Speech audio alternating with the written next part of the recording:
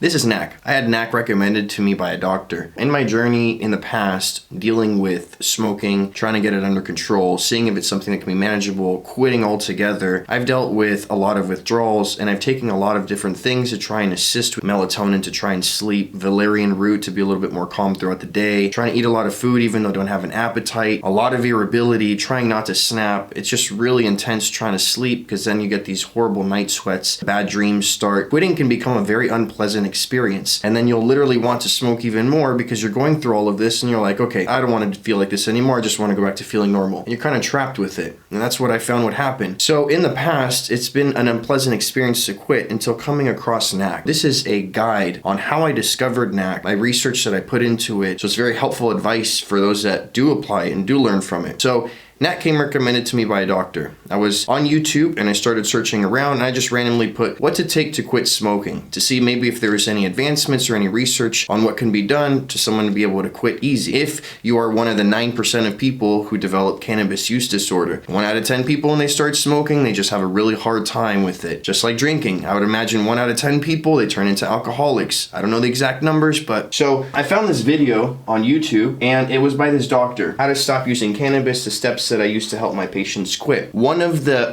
things that he mentioned at the end was taking NAC. And I was like, okay, this doctor just recommended taking NAC. So that's what motivated me to say, I will consider taking this. Let me put in a little bit more research. So I started looking around online, on online forums, and I came across a lot of different positive comments and publications about NAC, which started getting me motivated. I found this post with links to different clinical studies. Results from this preliminary open label study indicate that treatment with NAC was well tolerated and associated with significant decreases in self-report measures of use and craving. Beneath it, among the many potential compounds that have been tested, NAC appears to be effective at reducing cannabis use, especially in patients aged 21 and younger. And here's the person who's making their post saying, NAC saved me. It won't make you stop smoking. You have to use it as a helpful tool to assist you on your journey. You still have to do the work. So that's very true. The way that I would describe NAC, now that I've started taking it, NAC takes the edge off. What I found NAC to be, it's like those addiction level cravings are gone, and now it's just the craving of, it's a habitual habit. Let's do this because it's time to do it because we've always done it right now. But it's not, oh my gosh, I need to do this right now, I can't think of anything else, time is literally moving second by second, I can hear it and I need right now to have it, nothing else I can focus on. It's in my environment, what am I waiting for? Constantly battling those thoughts in the head. This takes all of that away. There's more